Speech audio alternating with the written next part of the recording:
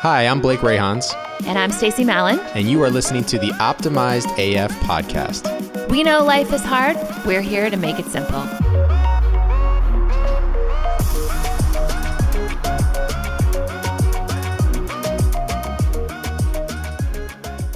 Hey, and welcome to another episode of the Optimized AF podcast. This is Blake.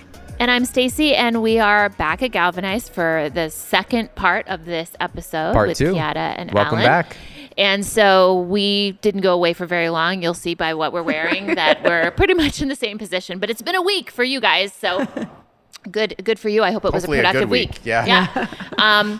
We wanted to dive into a conversation around mental health in the workplace, but also just for people looking for new opportunities. I think this, again, was relevant. Blake and I talked about this because when we were looking for new opportunities, it was hard to stay motivated. It was hard to stay positive some days. It was hard to just not eat ice cream and say fuck it and lay on the couch some days. I'll just speak for myself. That was a few days for me.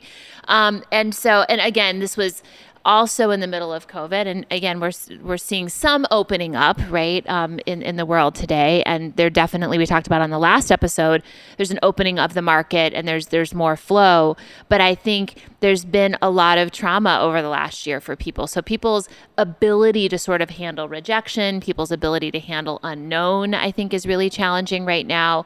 And we're hearing a lot about anxiety, depression, and just continuing to deal with unknown for folks. So we want to talk about that today for about 20 minutes on a little bit of a shorter episode. But we wanted to get each of your experiences on, first, what would you tell folks looking for new opportunities? How can they, and maybe we'll start with you, Ellen, just because you have probably a greater volume of conversation around people doing that search. What's your advice to people that are looking? There's a lot of different advice, first of all. I would say, like, as we were going through the political situation, as we were going through everything that we talked about in the last episode with regards to racial unrest and everything related to that, I mean, that exists. And that's all happening or was happening and it's still happening. And all of that stuff is true and it's real. But you're looking for a job right now.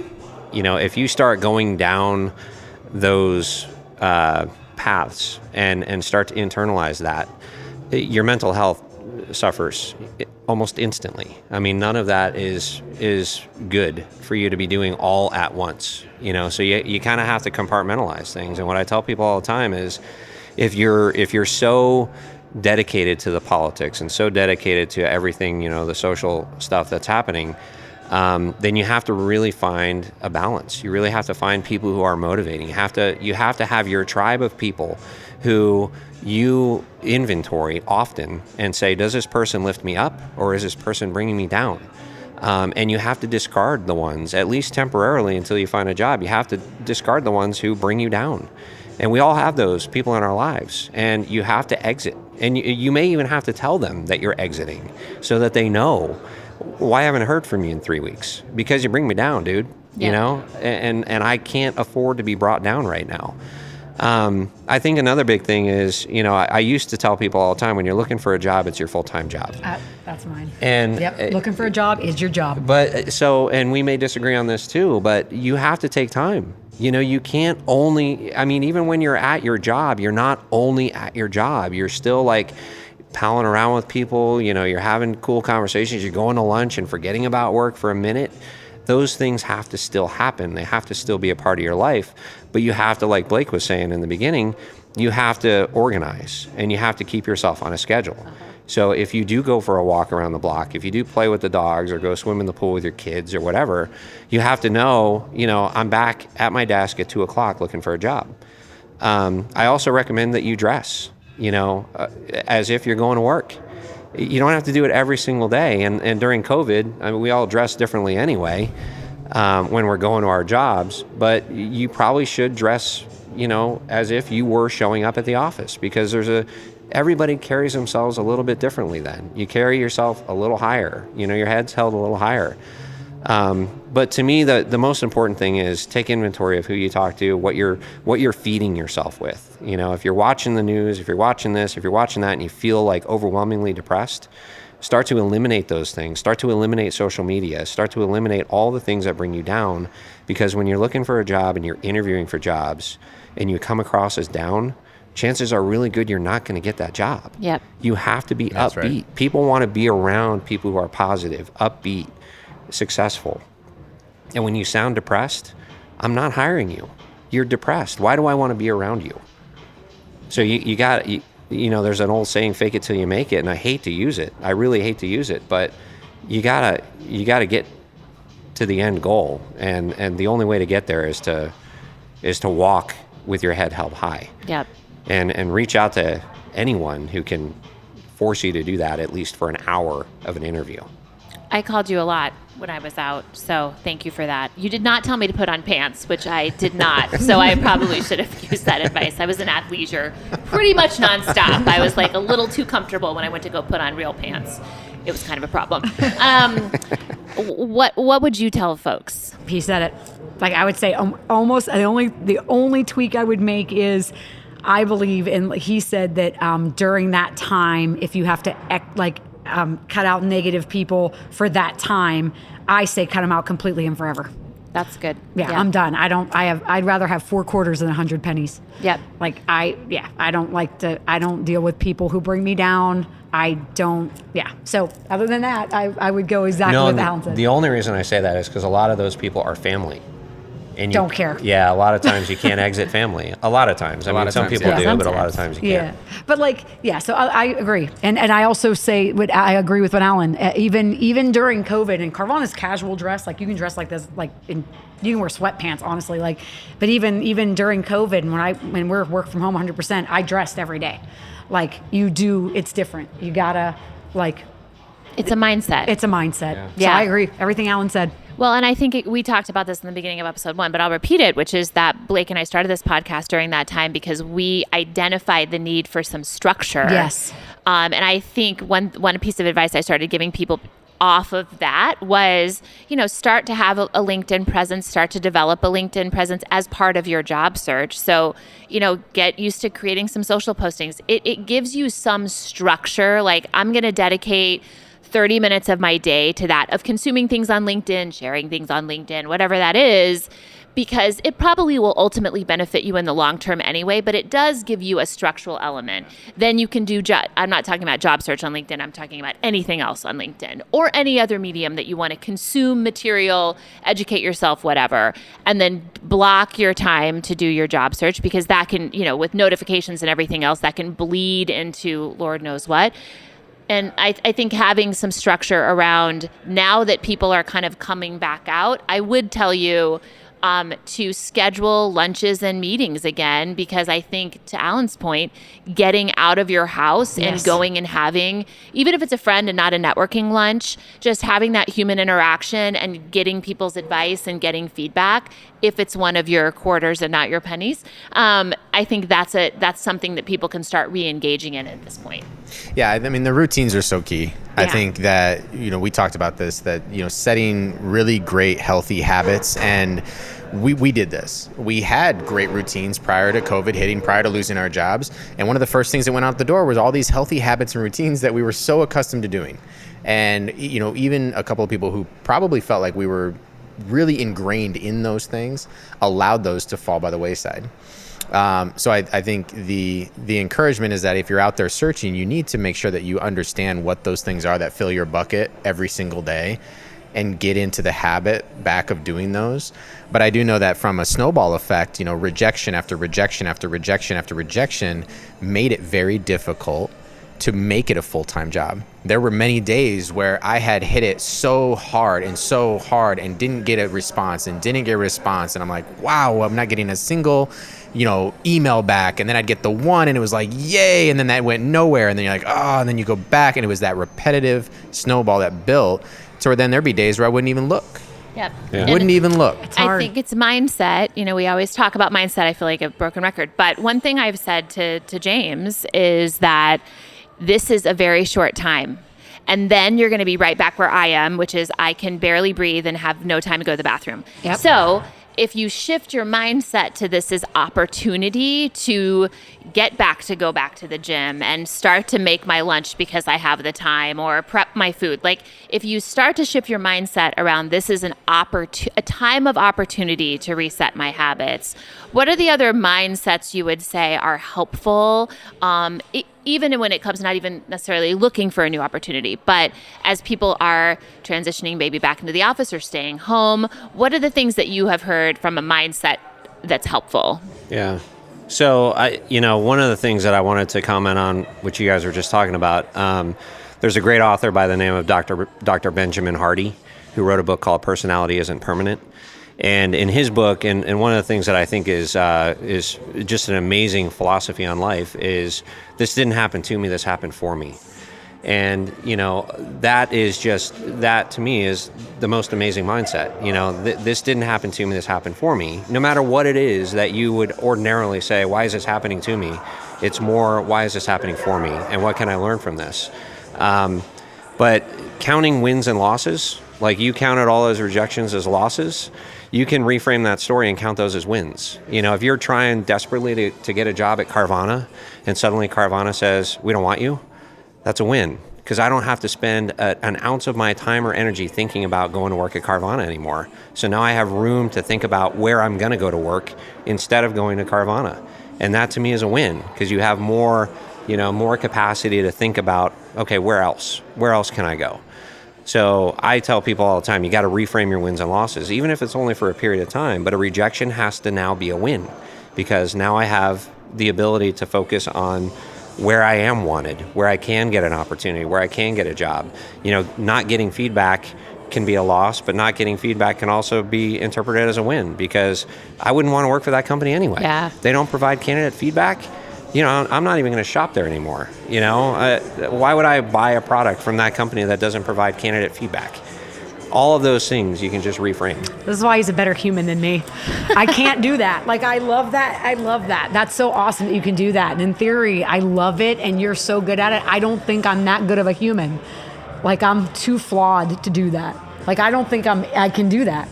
Like, I'm a pretty positive person. Like, most people who know me, I'm like a pretty happy person like 90% of the time. But there's 10% where I just want to kill people. Like, there's 10%, but I allow myself to have that time. Yeah. That, okay, this week has been good. Last week, I had a shit week at work. Like, I had a bad week. And I was like, oh my God. Like, do I even know how to do my job? One of these days, everybody's going to wake up and look. It's imposter syndrome. Yep. Oh, yeah. They're going to look at me and be like, wow, why did we hire you? Like, the jig is up, Monroe. Like, the jig is up. What is this loudmouth doing here? It's like, you knew. But like, it's like, but I mean, you're awesome. This is why I look up to you, because you're so good at that. For me, I'm not that altruistic. I can't. And so this is what because I actually called one of my peers. It was yesterday or the other day, because someone else, we were talking, and she has I have a hard job at Carvana, but she has a hard job at Carvana. And we all have really hard jobs, but hers is fucking hard. And I just wanted to call her and let her know, like, hey, you're amazing at your job. I said, for example, like, I can make this call to you this week because I'm doing good. But last week, I was not okay. And I'm okay this week because I remembered something. I know how to do this job. I am actually I don't know how to do a jillion great things. I'm probably good at 3 things, and this is one of them. I'm good at this job. And that's what people have to remember when they're searching for a job. Like, they can't maybe do a million awesome things great. And people have to remember that. Like, I wish people didn't feel like they have to be good at everything all the time. But you can be good at a few things. And usually what you're looking for a job in, that's usually what you're good at. You're good at it. Remember that you're good at it. This too shall pass. Yep. Everything in life is temporary, right? Yep. This too shall pass. You are good at this. You're good at your job. You will get better. This will all change. You just have to remember, okay, last week I had a freak out. This week is better. Yep. I'm going to get the job. It's going to be fine. And that's my version sort of what you said, I can't do what you do and turn every negative. I can't, because I'm just instead I just acknowledge that fucking sucked. And I dwell in it, and I let myself have that week where I was like, ugh. And then the next week I'm like, it's going to be better though. At the time it didn't seem like it, but this will pass. Well, and I think we talked about this before, the connections you have with people that will just hold space for you, that will just listen and hear you. And I think when you are in the space of looking for a new opportunity, you do start to question, Yep. Do I even know what the hell I'm doing? Is this what the hell I really want to do anymore? Like, you go down this rabbit hole Yep. of significant self-doubt Yep. about your capability. Yeah. And Blake and I had this conversation a lot. I said, you're going to get somewhere, which has happened, and they're going to be like, Oh my God, I love you're me amazing. some Blake. Yeah. Like, Blake can do all the things, and now we need Blake to do all the things, all the time, everywhere.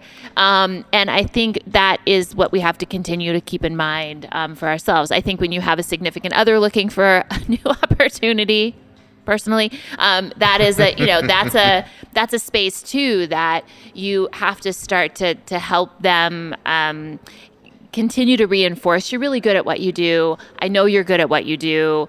Hold on to the fact that you're good at what you do, and hold on to that fact because you want to get a role that you really love, Right. and not take the job. Right. That's not good for you. It's not going to be good for us and your family. Let me just tell you, because if you're miserable, that just sucks for Yep. everybody. Yep. It's not good for the company, right? Yep. And so I think that's something where people slip into that space. I'll point the finger over here a little bit more than on this side. Men get very out of system when they're not working because it's such a core of their identity. I would say it's pretty core to your Oh, and no, I's. it's definitely Yes, a core me to my too. identity. But I think there's this provider gene that Yeah. is like so core. Yeah. And so I think holding on to, I know who I am and I know what I'm good at, and that is where I want to land, is really valuable. Yeah, I want to touch back on something to get your guys' perspective, because we were mentioning, somebody's going through rejection, they're going through self-doubt, they're going through imposter syndrome. What do you say to those people that are perhaps a little younger in their career, and maybe they haven't yet identified their specialty? Maybe they've been somewhat of a generalist in the first 5 to 10 years of their career, and now they're trying to put themselves out there, and they really don't know what to highlight. Like, what the hell am I exceptionally great at? So what kind of advice do you guys have for people like that are maybe on the early side? What do you actually want to do? Quit fucking around with what you have done, what you have gotten the job doing, you stumbled into because you knew someone. What do you actually want to do? And then where's the intersection of what you're good at? And then what job? And Alan's probably really great at this because he looks at all jobs. I mean, Carvana has a jillion jobs, but what do you actually want to do? What are you good at? Where's the intersection? And what job title is that? Let's go find you that job. Because only until you've identified what you want to do and what you're good at can you actually get the right job. That's what I would say. That's good. No, same. I would say, what is it that you're really excited about? What gets you out of bed in the morning? And the rest doesn't matter, especially when you're young. I would say the problem that I have with people who are, just starting their career is they think they have to do today what they're going to do when they're 50. And that happens a lot. And it's The Gen Xers at this table are like, Yeah. we remember. That was a long time ago. Right. Poli-sci degree, pre-law. yeah. So useful now. You're using Chemistry it so with well. pharmacokinetics minor. Hello. So useful. But all of that is it's stupid. Worry about right now and for the next 2 or 3 years. I mean, if ever there was a time in our lives where you can jump and it's not looked at unfavorably, it's right now. Well, to your point earlier, think about the opportunity that COVID is. Yeah. Huge. I mean, and I don't remember who had the quote, but I don't have any problems, I have opportunities. Yeah. And if you have that mindset, you can see something like COVID being an opportunity to take that leap, to make that. And I want to just build one of the things that I told several people to do in trying to discover what is it that you really want to do is solicit feedback from people who really know you, because they're going to have a perspective about you where you're not even going to realize. They're going to look right at you and go, you're exceptional at this. And you're going to go, what are you talking about? I don't even think about that. That's why you're exceptional at it. You know it like the back of your hand. It's intrinsic in everything you do. You eat, breathe, and sleep that thing, that it's completely off your radar. Go search for that. And so I've encouraged people to just really be humble in letting people peel back your onion and tell you what's under those layers, because you don't always see it yourself. Well, companies now, like Carvana does the rotational product manager, does the rotational product manager program, which is like people who have some aptitude for like maybe being a product manager. They come in and they're like a junior, and they go through rotational like things that people know, like rotational, like learning things that a product manager might know, and then they go in different departments and learn about that department, and then at the end of that program, they become a product manager in that department at Carvana. Although their background wasn't really in product, one of them was a marketing guy for an apparel company. One of them was in hospitality, right? Because product is a little not as like you must code, right? It's not as hard, like hardwired. So like a lot of companies are doing, and so it's two things. They're doing that type of thing coupled with, God, we need to hire so many people, and they're not out there to hire. So let's grow them. We can't hire them, so let's grow them, and you got to grow them from somewhere. So let's do rotational like programs and like junior development programs. So that's also a great way for people to get started. Yeah, we had a PMO office at Althera, and that's where we cultivated talent. And I think it was one of the best moves that we made was that was a place where people could get a broad scope of the business, hone their project management skills, which quite frankly, are just universally applicable, and could really get to know the leadership cross-functionally. And again, going back to our conversation about diversity, equity, inclusion, it creates opportunity to create relationships across the organization that you probably wouldn't have had access to. So I think those are the things that, as we think about the world at work in 2021, what are the things that we can do to help people to identify, their superpower in work? So just, again, kind of not a departure from what we're talking about, but I'd love to get the table's perspective on this. So to use a baseball analogy, there's a player called a utility player. It's usually the player the coach can plug in. You can play first base, you can go play center field. Hell, we'll put the equipment on, you can get behind the plate, and you can catch. Or you have your specialist. You have your pitcher. You have your closer even. They don't come in until the 8th inning. So for organizations, do you feel that enough organizations recognize the value of a utility player, or are they too focused in valuing the specialist? And how does somebody stand out and bring value because what I'm hearing here is it's actually been an intentional effort to make someone be that utility player. Let's get you exposed to every part of the business. Well, it's because to where of you where could I be grew plugged up, in nearly anywhere. It's where I grew up in high growth. I think so. The answer to your question, in my opinion, depends on the scale and the size of the company and the growth, the point in the growth curve. That's not to say generalists aren't appealing in larger companies. I think they can be, but I think the smaller and the higher growth the company, the more attractive generalists are, because your role is to do 50 things, and then as you grow, that does narrow. I will say some skills like project management and organization and goal setting and leadership skills are always going to be broadly appealing. But as far as generalist versus specialist, because in being in a growth trajectory of a startup, Chiara, how long have you been at Carvana? 4.5 years. When you're in that growth trajectory, you watch it happen because people get very uncomfortable. I've never seen so much entitlement as in startups, which is ironic. I do all the things. I want to keep doing all the things. You're like, we're growing. You're part of a startup. Did you not know that your job would probably migrate? No, our success means you have to let go of parts of your job. So let me clarify a little bit. So generalist, I agree with you. Generalist is like you're doing a ton of stuff all in the scope of your job as it sits today. I'm talking more of a utility player where we know that you have the talent where we're going to plug you in here for the next year. You're going to be exceptional because you can do that. We could also plug you out. You can go in this part of our organization. You're going to be amazing over here. Then you're going to plug out and you're going to go fix this problem over in a completely different part. So what about those talents that aren't so like marketing? You are incredible at marketing. We would never have you do anything but marketing. I think that's hard to get hired as a utility player. Yeah. Like you have to be in the company, you have to be entrenched, you have to be known. But being hired as a utility player is a very difficult thing. It certainly happens, but I think very small companies do it. I think very big companies do it. There are very big companies that have programs that are specific and intentional about that exact thing. They plug people into roles that are not in their wheelhouse. But they have a lot of resources to support those people and development programs to support those people. But I think when you're super tiny, you might get plugged in some place where you know nothing and you just need to learn it because you're super tiny. So if you're early in your career, you need to identify, what do you really want to do? You've got some time, take the leap. If maybe you've had several years under your belt, you're kind of middle of career, and maybe you identify as a utility player and you're listening to this and you're saying, I've been used like that at different companies I've worked for. The advice is pick something and highlight the shit out of that while you're looking. And then once you're in, start to expand and say, you know what, I can also help here. I can also help here. You can really pick 2 or 3 somethings, but you can't pick all of them and have all of them on your resume. That can be problematic. Yeah. You have to pick a few different somethings and say, this is this something resume, this is, et cetera. Also, just slow your roll. Get hired to do the thing. Be good at that thing. Let your work speak for itself. You will get seen.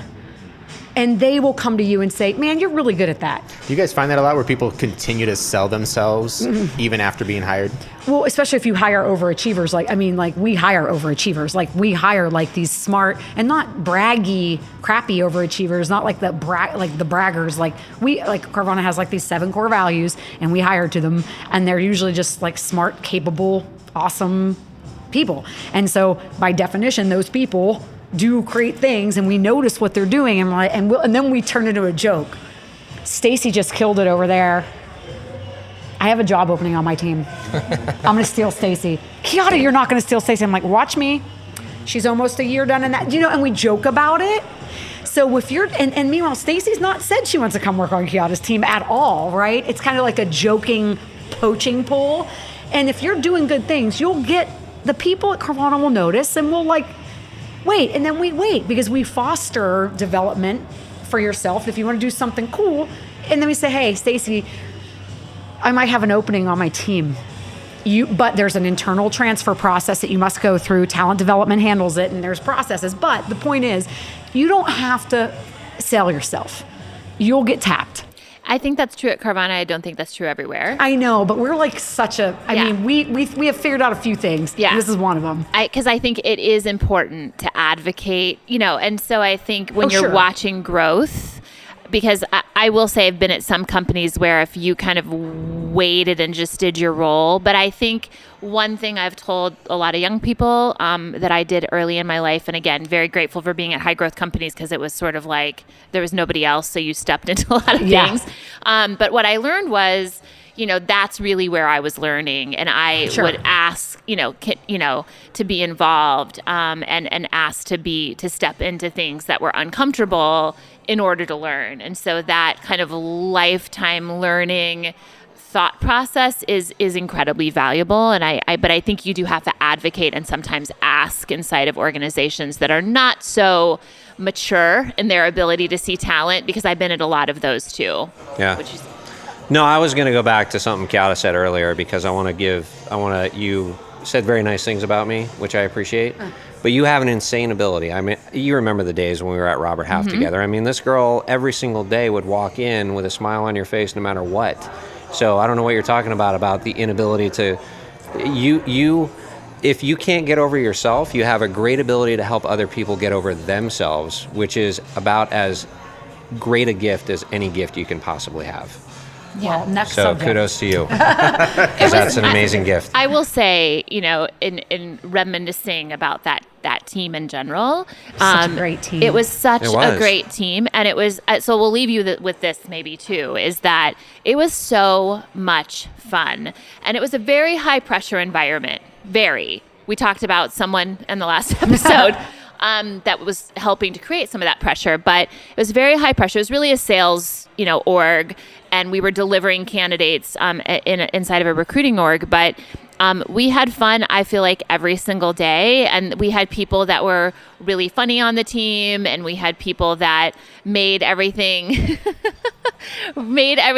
very, very much And I will say there was one particular white elephant exchange situation that always that was tops so the good. list for me, where our team, some of our team, not all of our team, went to the dollar store Money Pawn Shop. and Mo Money Pawn Shop to get the white elephant.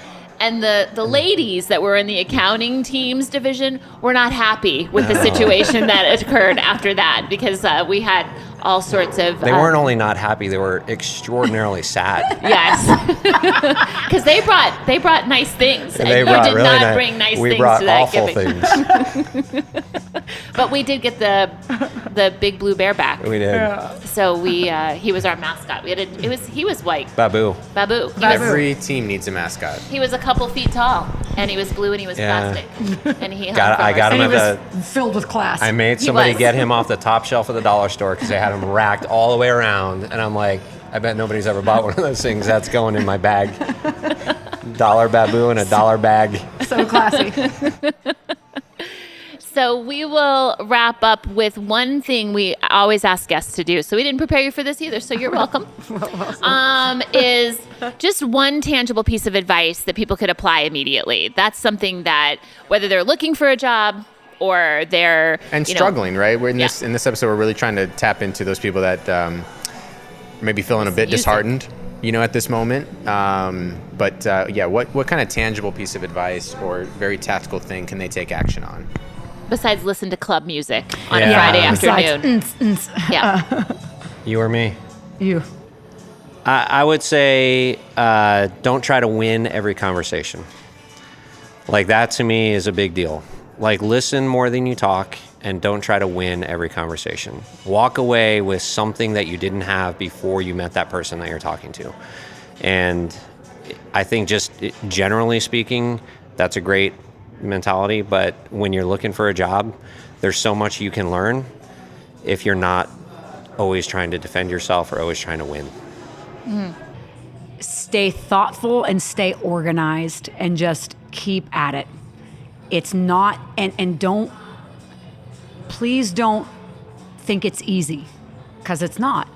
Like, if it doesn't magically land in your lap, that doesn't mean there's anything wrong with you. That just means that today's not your day, but tomorrow is your day. And there's a reason why today wasn't your day. That means when tomorrow is your day, it's going to be sweeter. And there's people rooting for you all the time. I love that. Chiara and Allen, thank you guys again for joining us, and thank you all for listening. We will talk to you guys next week. See you soon. Hey guys, thanks for listening to our show. You can find Blake and I on social media channels at Blake Greyhans and at Stacie Mallon. Be sure to follow Optimized AF on Instagram and rate and subscribe to this podcast on iTunes. See you next time.